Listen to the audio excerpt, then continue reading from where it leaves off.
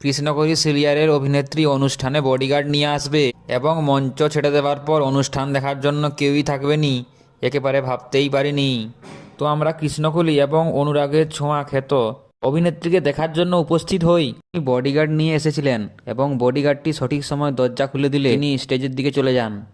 আমাদের সকলের উদ্দেশ্যে কয়েকটি কথা বলার পর কৃষ্ণকলি সিরিয়ালের ডায়লগ শুরু করে দেন। কৃষ্ণনাম তো হবে, কিন্তু তার আগে তোমাদের সবাইকে একটা গল্প শোনাবো। আমি যেমন আমার কৃষ্ণের ভক্ত, ঠিক সেই রকমই ওনার আরো দুজন বড় ভক্ত ছিল। তাদের নাম কি জানো? তাদের নাম হলো সুর আর সুর।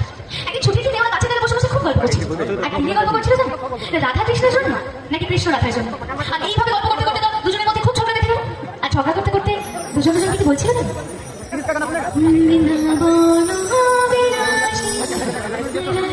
তারপর সেলফি তোলার জন্য সবাই হুড়োহুড়ি লাগিয়ে দেয়, এক একজন করে সবাই ছবি তুলতে থাকে।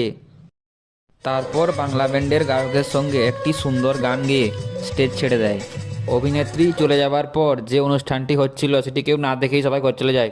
শেষে বাদ্যযন্ত্র বাদকেরা এত সুন্দর বাজনা বাজাচ্ছিল, না ভিডিও করে থাকতেই পারলাম না। ভিডিওটি ভালো লাগলে অবশ্যই একটা লাইক করে দেবে।